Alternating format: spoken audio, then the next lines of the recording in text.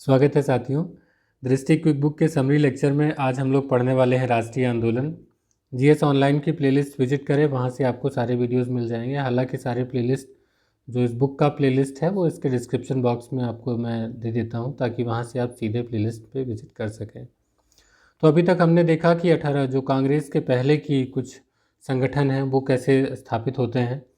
आज हम लोग कांग्रेस की स्थापना से शुरू करेंगे और 1916 का लगभग जो कार्यकाल है तो वहाँ तक हम लोग पढ़ेंगे। हालांकि 1919 तक का उसमें वर्णन किया जाता है, कुछ इसके बाद में आएगा। तो 2-3 पार्ट में करके जब इसमें पार्ट को पूरा करूँगा, एक बड़ा चैप्टर है ये, और 1885 से लेकर 1947 तक के भाग को बांटना आसान नहीं होता है।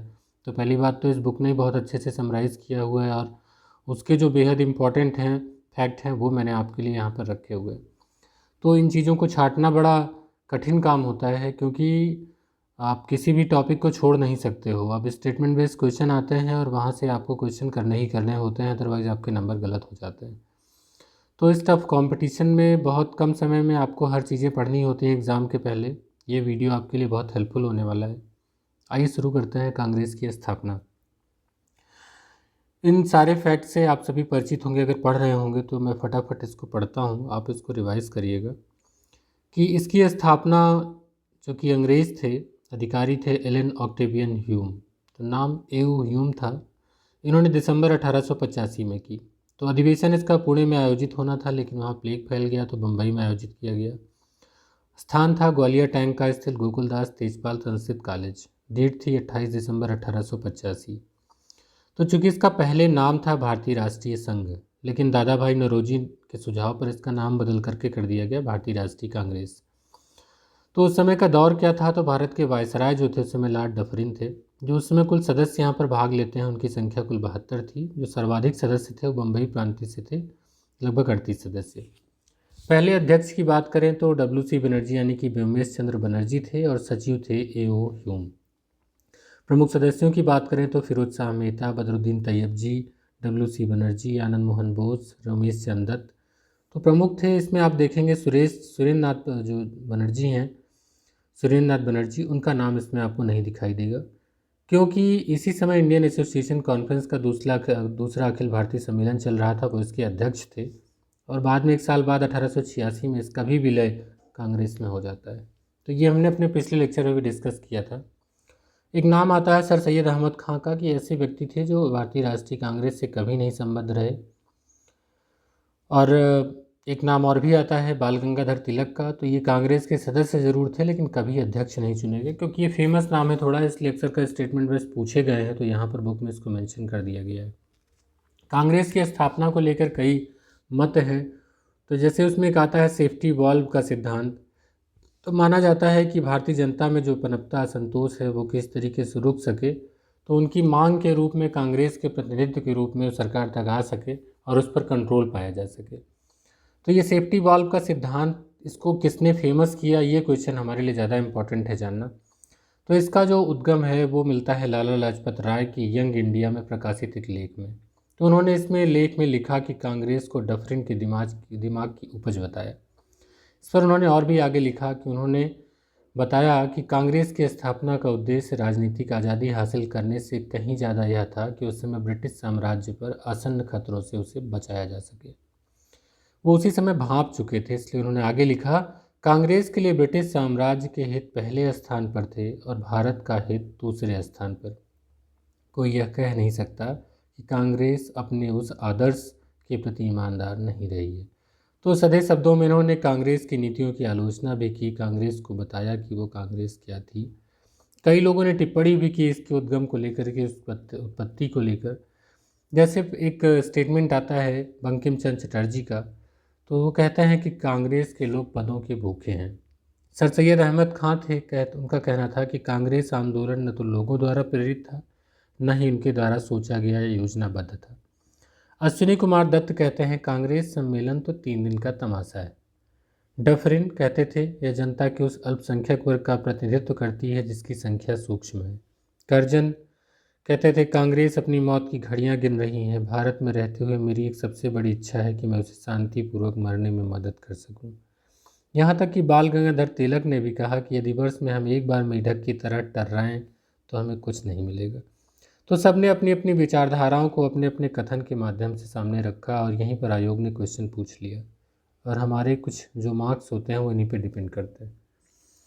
अगर आंदोलन को देखें तो कई चरणों में बांटा जा सकता है। सबसे पहले दो प्रमुख चरण है उदारवादी चरण, उसके बाद आएगा उग्रवादी चरण।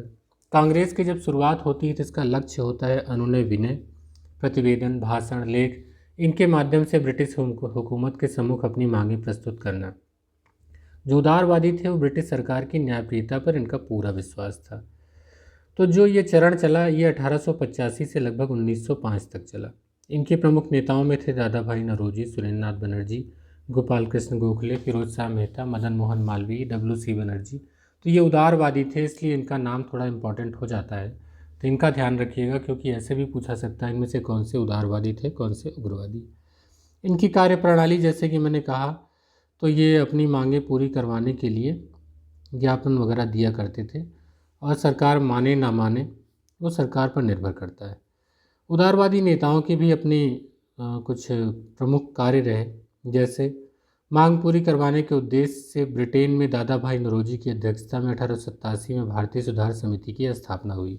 तो ये थोड़ा इम्पोर्टेंट हो जाता है कि ब्रिटेन में जो भारतीय सुधार समिति थी उसकी स्थापना कौन करते हैं, दादा भाई नौरोजी की अध्यक्षता में होती है 1887 में। डेट भी थोड़ा ध्यान रखने वाली बात है।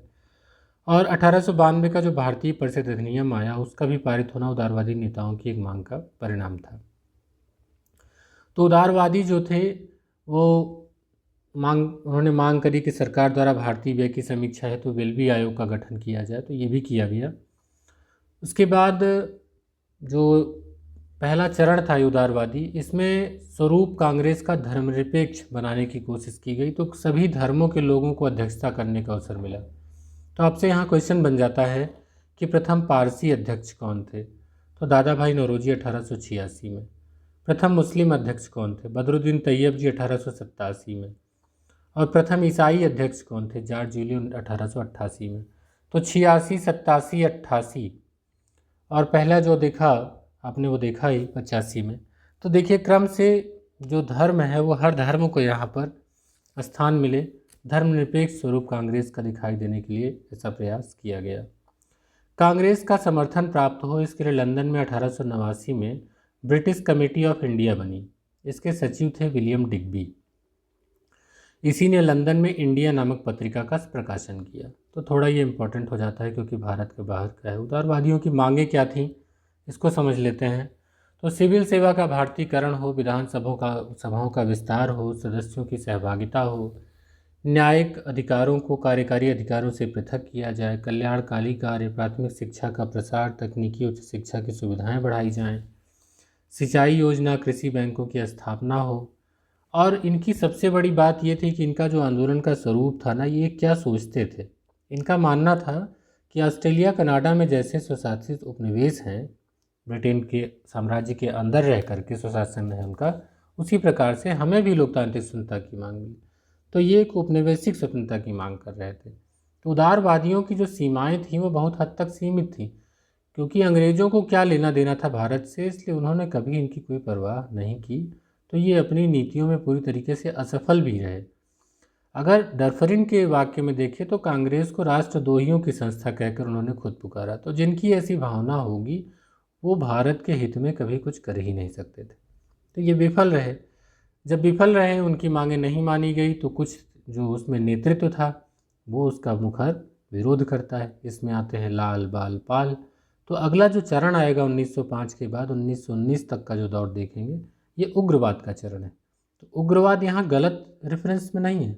उग्रवाद का मतलब ये है कि ये अपने आंदोलन का जो रवैया था वो मांग करके नहीं अधिकार लेना चाहते थे, बल्कि कहते थे कि अधिकार हमारा जो है उसे हम लेकर रहेंगे, क्योंकि तिलक इसी में कहते हैं कि स्वराज्य मेरा जन्म सिद्ध अधिकार है और मैं इसे लेकर रहूँगा।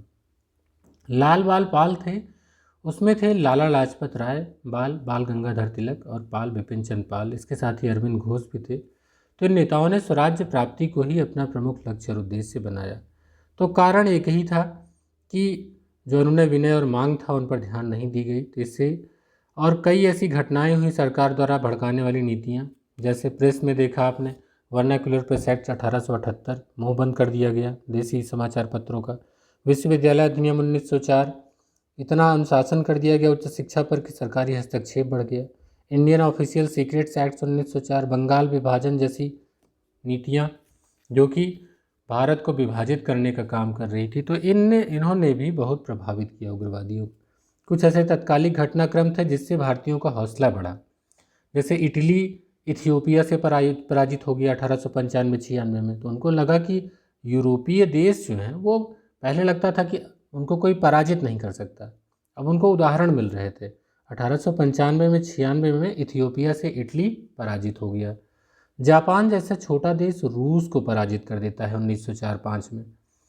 इसके अलावा आयरलैंड, चीन, तुर्की आदि में जो आंदोलन हुए, तो उनको लगा कि ये भारतीय युवाओं के मन को ये लगने लगा कि यूरोपीय जो हैं वो अपराजेय नहीं हैं, इनको हम भी हरा सकते हैं। तो जब इस तरीके से उदाहरण मिलते हैं तो हर जो योद्धा है उसके मन में उत्साह आता है। और एक और तात्कालिक कारण भी आता है कि 1896 से 1900 के बीच भयंकर अकाल पड़ा, लेकिन दिल्ली दरबार का आयोजन हुआ, बहुत भारी इसमें व्यय किया गया। तो लोगों को लग गया कि इन्हें भारतीयों की परवाह नहीं, केवल अपनी सुविधाओं की परवाह है। इनके जो नेता थे, तिलक थे, राष्ट्रवादी और नेता थे, उन पर राजद्रोह का मुकदमा लगाकर 90 समय तक कारावास की सज़ा दी गई। तो यहाँ पर इन सभी ने उग्रवादियों को प्रेरित किया कि वो उठें और अपनी विचारधारा कार्य पद्धति को बदलें। तो उन्होंने मुक्ति स्वयं के प्रयत्नों से लेने का प्रयास किया, अंग्रेजों की कृपा से नहीं। तिलक ने कहा कि स्वराज्य मेरा जन्मसिद्ध अधिकार है, मैं इसे लेकर रहूँगा। इसके लिए उन्होंने विदेशी वस्तुओं का बहिष्कार, स्वदेशी अपनाने के साथ राष्ट्रीय शिक्षा पर बल दिया। यहाँ तक कि जो बाल गंगाधर तिलक थे, उन्होंने धर्म का सहारा लिया। तो राष्ट्रवाद की पहचान जो है हिंदुत्व की भावना से की। तिलक ने इसके लिए दो महत्वपूर्ण कार्य किए, 1893 में गणपति महोत्सव और 2 साल बाद 1895 में शिवाजी महोत्सव। तो 1893 में गणपति महोत्सव और 1895 में शिवाजी महोत्सव की शुरुआत करवाई। और तिलक ऐसे थे जिन्होंने धर्म का राजनीतिक अस्त्र के रूप में प्रयोग किया। तो ये बाद में बहुत यूनिटी का एक बड़ा उदाहरण बनता है और आज तक ये चलता आ रहा है। तो इसके बाद देखें तो जो लाला लाजपत राय थे, ये उदारवादी राजनीति को उन्होंने राजनीतिक भिक्षावृत्ति की संज्ञा दी। ये भिक्षावृत्ति जो है राजनीतिक, इसको बंद करिए, आप आंदोलन करिए, प्रदर्शन करिए, हड़ताल बहिष्कार करिए, अपने अधिकार लीजिए।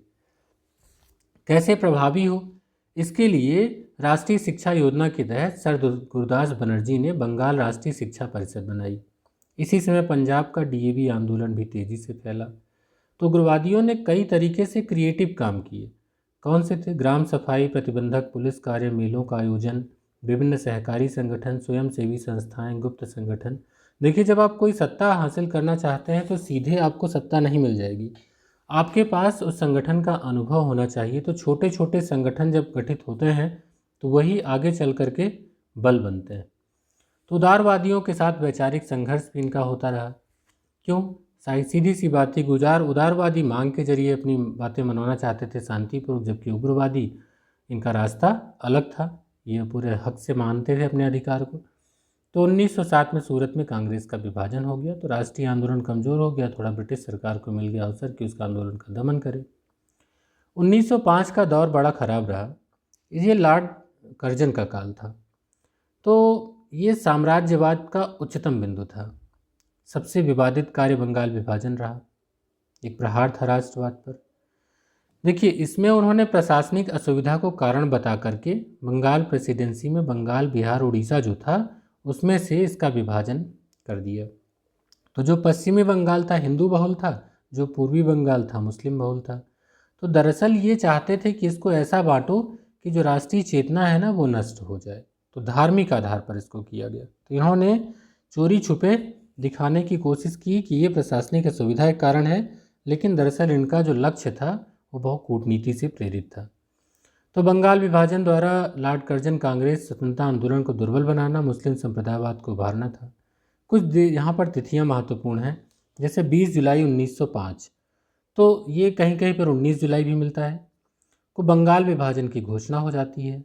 7 अगस्त 1905 को कलकत्ता के टाउन हॉल में एक बैठक में बंगाल विभाजन के विरोध में स्वदेशी आंदोलन की घोषणा होती है और बहिष्कार प्रस्ताव पारित होता है। 16 अक्टूबर 1905 को बंगाल विभाजन की घोषणा प्रभावी हो गई। तो जो ये 16 अक्टूबर का दिन है, इसको समूचे बंगाल में शोक दिवस के रूप में मनाया गया और वंदे मातरम देशभक्ति के गीत गाए गए, एक दूसरे को राखी बांधी गई।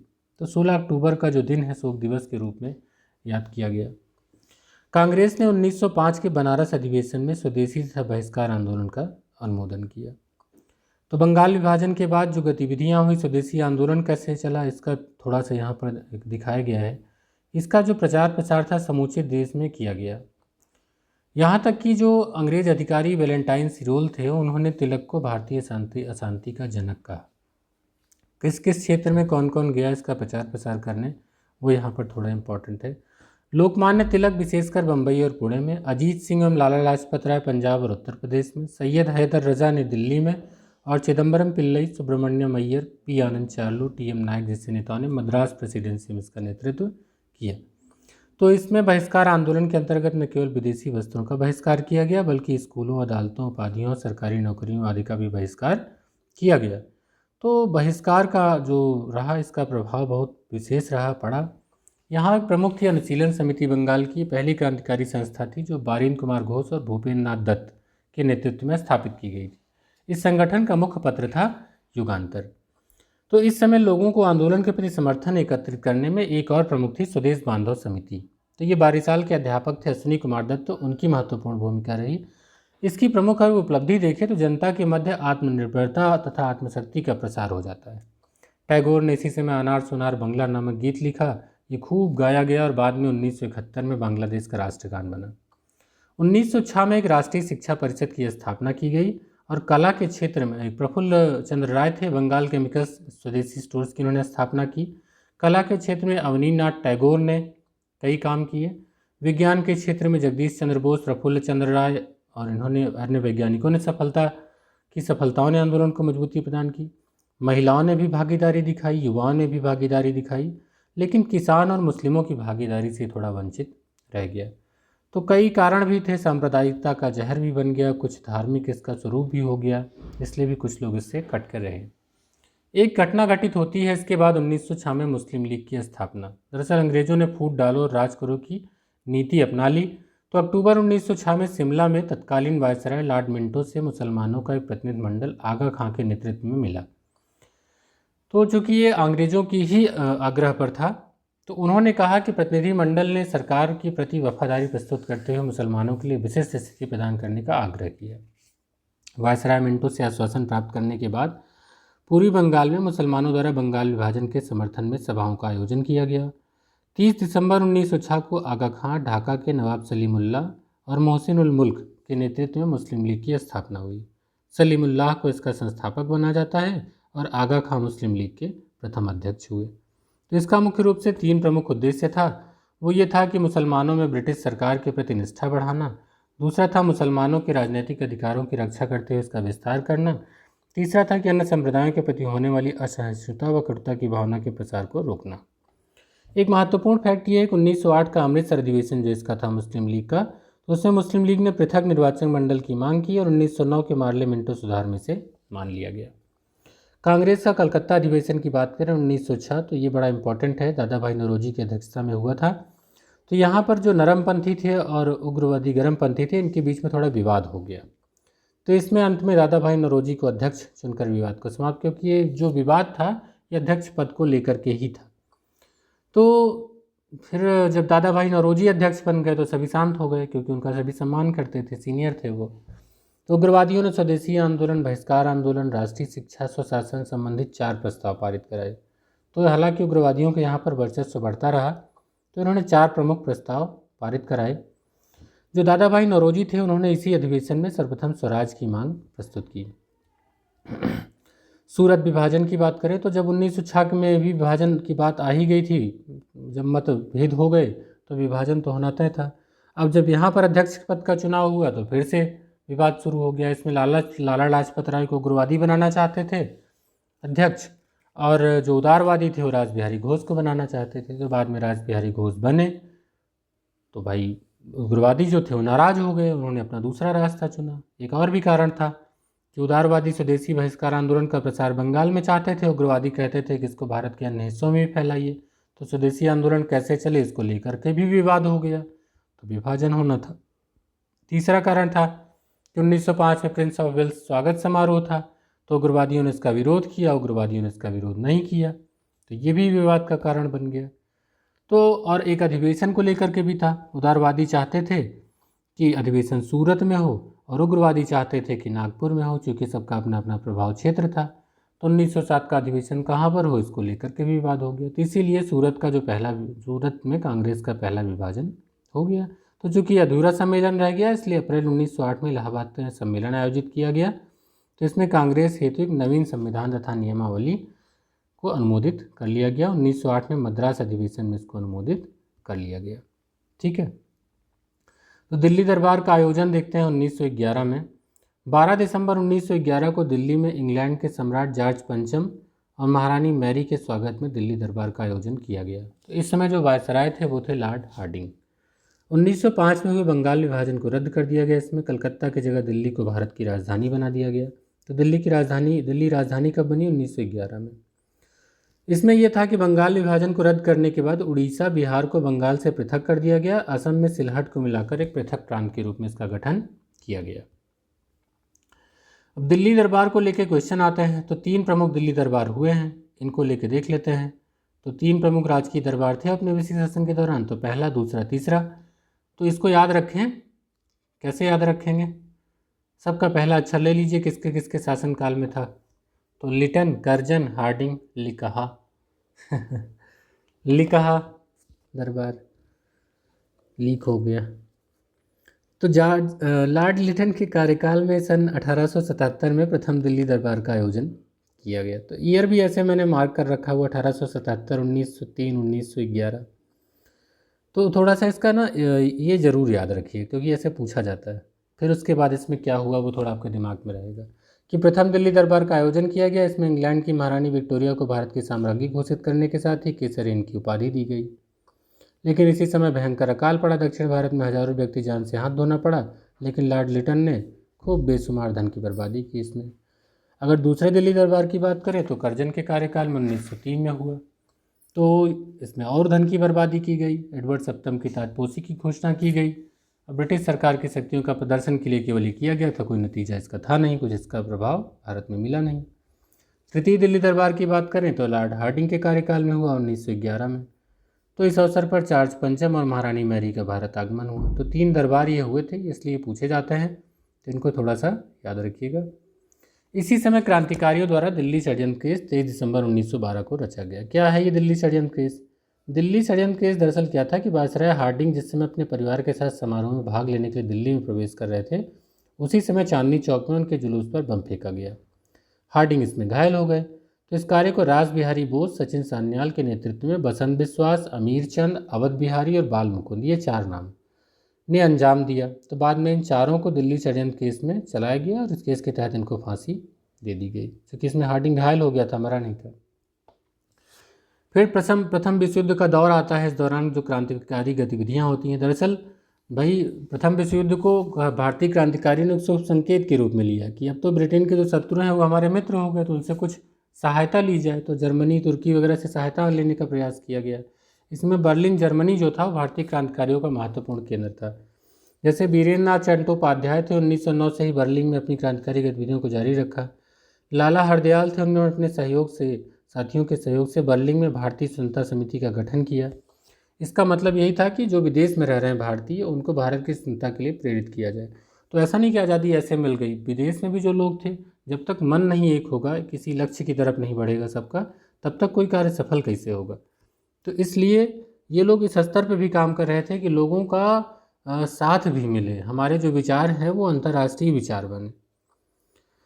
इसी दौरान काबुल, अफगानिस्तान में महेंद्र प्रताप के नेतृत्व में दिसंबर 1915 में एक अस्थायी सरकार का गठन किया गया। बरकतुल्ला इसके प्रधानमंत्री हुए।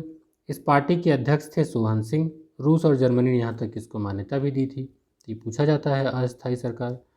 इसके बाद आता है गदर आंदोलन, गदर पार्टी 1913। 1 नवंबर 1913 को अमेरिका के सैन फ्रांसिस्को नगर में लाला हरदयाल द्वारा गदर पार्टी की स्थापना की गई। तो इस पार्टी के प्रमुख नेता थे रामचंद्र बरकतुल्ला, रामदासपुरी, रोहन सिंह भाकना, करतार सिंह सराभा, भाई परमानंद, भगवान सिंह। जो गदर थी इसकी साप्ताहिक पत्रिका थी। पहला अंक इसका उर्दू में प्रकाशित हुआ था। तो दरअसल जो अमेरिका कनाडा में गए थे नौकरी करने के लिए, तो ये पंजाब के किसान थे, भूतपूर्व सैनिक थे। तो ये लोग इससे जुड़े रहे। दरअसल गदर पार्टी की भूमिका ये है कि ये लोग गुरिल्ला युद्ध की तकनीकी का प्रयोग करके बाकी आंदोलनों से ये थोड़े अलग थे। एक प्रकरण आता है 1914 का, कामागाटा मारू। ये क्या है? तो दरअसल ये एक जहाज़ है। इसमें कनाडा में भारतीय प्रवेश से संबंधित था। तो कनाडा सरकार ने ऐसे भारतीयों का अपने यहाँ प्रवेश वर्जित कर दिया जो सीधे भारत से नहीं आए थे। मतलब दूसरे देश से अगर कोई भारतीय आता है तो नहीं आ सकता, अगर भारत से आएगा तो ठीक है। तो भारतीय मूल के व्यापारी थे गुरुदत्त सिंह। तो इन्होंने कामागाटा मारू नामक एक जापानी जहाज को किराए पे लिया। दक्षिण पूर्वी एशिया के करीब कुछ भारतीय थे, 376 यात्री उनको बैठा कर निकल पड़े वैंकूवर, कनाडा। तो जब ये वैंकूवर वहाँ गए तो ये सोच रहे थे कि वहाँ जाकर के स्वतंत्र सुखमय जीवन व्यतीत करेंगे, मौज मस्ती करेंगे, यहाँ की आज़ादी से, यहाँ पर जो गुलामी है उसकी जगह आज़ादी मिलेगी। तो लेकिन वहाँ पहुँचते ही कनाडा सरकार ने इसके पहले ही कि वो उतरें, पुनः प्रवेश पर इसके प्रतिबंध लगा दिया।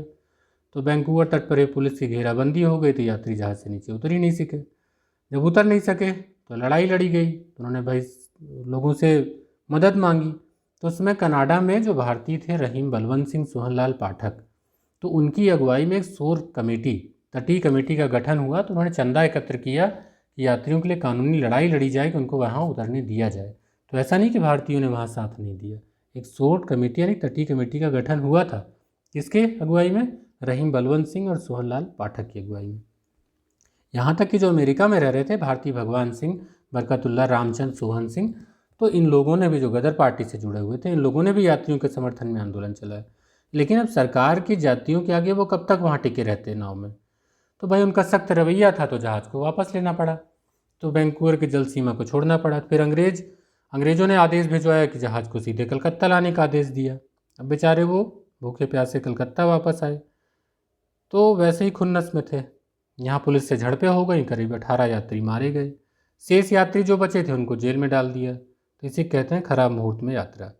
तो ये पूरा जो है आंदोलन इतिहास में प्रसिद्ध रहा। इसका सबसे बड़ी महत्वपूर्ण उपलब्धि क्या रही कि इसने क्रांतिकारियों को अंतर्राष्ट्रीय दृष्टिकोण अपनाने के लिए प्रेरित किया कि अब हमारा जो वैचारिक युद्ध है ना, वो इंटरनेशनल लेवल पे होना चाहिए। अब एक महत्वपूर्ण आंदोलन मिलेगा आपको 1916 में, होम रूल लीग आंदोलन।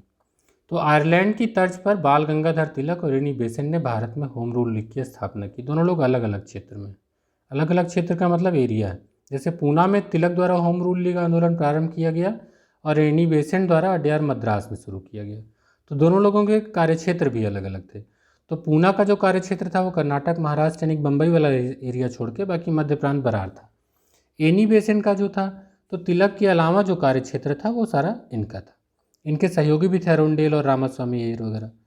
तो दरअसल इसी आंदोलन के दौरान तिलक ने नारा दिया था कि स्वराज मेरा जन्मसिद्ध अधिकार है और मैं इसे लेकर रहूँगा। तो होम रूल लीग आंदोलन बड़ा सफल आंदोलन रहा है और ये लोगों में एक भावना बनाने का इसने काम किया। तो गांधी जी के आने के पहले तो इनका चूँकि कार्यक्षेत्र भी काफ़ी विस्तृत था, इसमें बहुत लोग जुड़ते भी हैं, जैसे मोतीलाल नेहरू, भूला भाई देसाई, चित्तरंजन दास, तेज बहादुर सप्रू, मदन मोहन मालवीय, लाला लाजपत राय, मोहम्मद अली जिन्ना, जवाहरलाल नेहरू, बी चक्रवर्ती, जे बनर्जी। तो आप देख रहे हैं ये सारे के सारे बहुत महत्वपूर्ण नाम हैं जो कि इनसे जुड़े, इन्होंने लीग की सदस्यता ग्रहण करी। तो चूँकि लीग का प्रभाव बहुत बढ़ गया, अब इस बड़े प्रभाव के कारण ही एनी बेसेंट को 1917 में कांग्रेस के अधिवेशन की प्रथम महिला अध्यक्ष बनाया गया। तो आप जानते हैं कि कांग्रेस की प्रथम महिला अध्यक्ष भी एनी बेसेंट रही। प्रथम भारतीय महिला कौन सी थी, ये कमेंट बॉक्स में बताइएगा और कब थी। एनी बेसेंट ने अपने दैनिक पत्र न्यू इंडिया तथा साप्ताहिक पत्र कॉमनवेल्थ, तो यहाँ थोड़ा सा माइंड किया गया है कि दैनिक पत्र था न्यू इंडिया और साप्ताहिक पत्र था कॉमनवेल्थ। तो इसके माध्यम से एनी बेसेंट ने स्वशासन की मांग की, जिसमें ब्रिटिश शासन के अंतर्गत स्वशासन को ध्यान में रखकर ही मांगें की गई थी। तो यहाँ ध्यान रखिए, कोई स्वराज नहीं मांग रहा था, ब्रिटिश शासन के अंतर्गत लीग मांग रही थी। तो इसमें मुख्य पत्रिकाएं थी न्यू इंडिया व कॉमनवेल्थ, ये किसकी थी, एनी बेसेंट की। और तिलक की दो पत्रिकाएं थी, एक अंग्रेजी भाषा में थी मराठा, याद रखिएगा मराठा मराठी में नहीं थी, मराठा अंग्रेजी में थी, और केसरी जो थी वो मराठी में थी। तो मराठा अंग्रेजी में, केसरी मराठी में, इसके जरिए उन्होंने जन सामान्य में स्वशासन और राष्ट्रीयता के विचारों का प्रचार किया। अब भाई इसकी उपलब्धियाँ भी बहुत रहीं। तो जैसे आप उपलब्धियों की बात करें तो अगस्त 1917 में मांटेग्यू घोषणा पत्र जो आया उसमें उत्तरदायी सरकार का वादा किया गया। फिर 1919 में मार्टिन चेस्टर सुधार जो है काफ़ी हद तक होम रूल लीग के आंदोलन का परिणाम थे। इसके बाद एक सबसे बड़ा इसमें घटनाक्रम ये होता है कि तिलक और रेनी बेसेंट के प्रयास से कांग्रेस के लखनऊ अधिवेशन जो 1916 का होता है, इसमें नरम दल और गरम दल के जो राष्ट्रवादी थे उनके बीच में समझौता हो गया। जो 1907 में विभाजन हुआ था तो वो फिर से यहाँ पर आके मिल गए। यहाँ पर कांग्रेस ने कुछ बातें मान ली, कुछ बातें जो हैं जो उग्रवादी थे उन्होंने मान ली इनकी, तो दोनों में समझौता हो गया। तो स्थानीय कमेटियों को महत्व वगैरह दोनों देने लगे। तो चूँकि अब लीग का प्रभाव इतना बढ़ रहा था तो इसको लेकर के अंग्रेज़ों का चुप रहना ठीक नहीं था। तो जून 1917 में उन्होंने वही किया जो सबके साथ करते थे। तो मुख्य नेता थे Annie Besant, George Arundale, BP Wadia को गिरफ्तार कर लिया। तो जब इनको गिरफ्तार कर लिया तो उस समय थे सुब्रमण्यम अय्यर, उन्होंने सर की उपाधि वापस कर दी थी। तो ये क्वेश्चन आयोग ने पूछ लिया था। All India home rule league ने 1920 में अपना नाम परिवर्तित करके स्वराज्य सभा रख लिया था। तो ये मोस्ट इंपॉर्टेंट फैक्ट है कि 1920 में all India home rule league ने जब अपना नाम परिवर्तित किया तो क्या रखा, स्वराज सभा। तो ये यहाँ पर इम्पॉर्टेंट हो जाता है। एक छोटा सा टॉपिक है लखनऊ समझौता। तो चूंकि ये लखनऊ समझौता तिलक और रेनी बेसेंट के प्रयासों से होता है तो इसलिए इसकी प्रमुख बातें क्या हैं, तो चूँकि इसकी अध्यक्षता जो थी वो पूछी जाती है, महत्वपूर्ण है, अंबिका चरण मजूमदार। अच्छा, विभाजन किसके समय में हुआ था ज़रा ये बताइएगा। अभी हमने ठीक पहले पढ़ा ही है 1907 में, तो उसमें कौन थे ये आप कमेंट बॉक्स में बताइएगा। तो लखनऊ समझौता जब ये होता है, दोनों आपस में मिलते हैं, तो इसमें कांग्रेस और मुस्लिम लीग के बीच में एक ऐतिहासिक लखनऊ समझौता हो जाता है। तो इसमें क्या था कि लीग और कांग्रेस परस्पर सहयोग द्वारा संवैधानिक सुधार की योजना बनाने के लिए सरकार पर दबाव डालने पर सहमत हुए। तो जो इसीलिए इसको लखनऊ समझौता है कांग्रेस लीग योजना भी नाम दिया जाता है। इसमें कांग्रेस ने मुस्लिमों की पृथक सांप्रदायिक निर्वाचन मंडल की मांग को स्वीकार कर लिया। पहली बार, ध्यान रखिएगा, कांग्रेस ने मुस्लिमों की पृथक सांप्रदायिक निर्वाचन मंडल की मांग को स्वीकार कर लिया था। तो लखनऊ समझौते के अंतर्गत 19 मेमोरेंडम था। इसमें ब्रिटिश सरकार से भारत को अविलंब स्वशासन प्रदान करने, प्रांतीय विधान परिषदों में भारतीयों की संख्या बढ़ाने और उन्हें अधिक अधिकार प्रदान करने और वायसराय की कार्यकारिणी परिषद में आधे से अधिक भारतीय सदस्यों को शामिल करने की मांग की गई। तो ये असहयोग आंदोलन तक लगभग चलता रहा। जब वो स्थगन हो गया तो लगभग ये समझौता भी भंग हो गया था। मदन मोहन मालवीय ने कांग्रेस और लीग के मध्य होने वाले समझौते का विरोध किया था। तो ये भी एक फैक्ट पूछा गया है। इसके बाद हम लोग पढ़ेंगे राष्ट्रीय आंदोलन का एक अगला चरण है 1919 से 1947 तक। हालांकि हम लोग 1919 से 1929 तक का पढ़ेंगे, उसके बाद एक और लेक्चर लेकर के आएंगे, उसमें 1930 से 1947 तक का पढ़ेंगे। तो एक बड़ा चैप्टर है, तो हमने इसको कोशिश की है थोड़ा बड़ा करके 3 भाग में बांटने की, ताकि आपके वो काम का हो। बहुत अच्छे से इसको हम लोग कहानी की तरीके से अगर सुनते भी जाएंगे तो भी आपके क्वेश्चन गलत नहीं होंगे। पसंद आया हो तो लाइक का बटन आपके सामने है, और अगर नहीं पसंद आया तो कोई बात नहीं, दूसरों को शेयर कर दीजिए, शायद उनको पसंद आ जाए। मिलते हैं अगले वीडियो में, तब तक के लिए गुड बाय।